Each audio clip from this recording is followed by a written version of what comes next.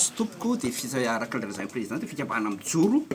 efa mijoro izy io ary mbola hijoro ny amin'ny fihariana ataon'ny hafa ry malagasy de tsy maintsy asa ihany ny asa mahatafavoaka an'ity firenetsika ity ka noho izany ny hafa ry malagasy de vonona ny asa ary mangataka amin'ny fitondrana manampy azy zany voalohany indrindra aloha de tsy maintsy amin'ny hafa ry malagasy ny hafa ry malagasy de mpanao ny exode rural izy urbain izy azafady mpanao ny exode urbain ny hafa ry malagasy ary manana tany ny hafa ry malagasy afaka mampandroso tsara ny firenena ka izay no tanjona voalohany tsaka fiariana atao de tsy maintsy am'le resaka asa sina zany voalohany indrindra aloha ny ohatra hoe fiompiana takan'izany ao koa ny fiompiana akoho gasy fiompiana bitro arakaraky ny zava-misy eo am'le toerana mangataka ny fitondrana malagasy zay mba hijery anay mangataka fitondram-panjakana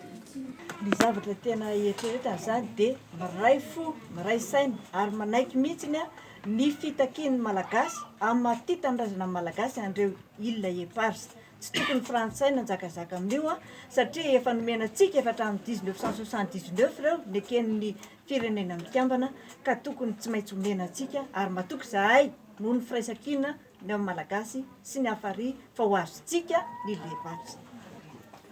ilay zany amina mpikambana anay amin'ny hafary malagasy ato zany de misy foana ny fanentanana sy angatanay amin'ny fanjakana mba hisy tolo-tanana satria efa mipotika ny tontolo iainana eto Madagasikara na eo amin'ny fitsipika ara-piarahamonina fotsiny aza de efa potika daholo ny tontolo iainana eo ihany konkoa fampitehan'ny tany de manentana ny olona izay mba ho tiany ty Madagasikara ty mba ho tiany tontolo iainana satria ny vahiny any ivelany ara mitsiritra ty Madagasikara tsika ty nefa tsika tompony eto indray manao tompo-tanàna matsakarano ina moa zay filentsika malagasy ka de entanina zany mba mangataka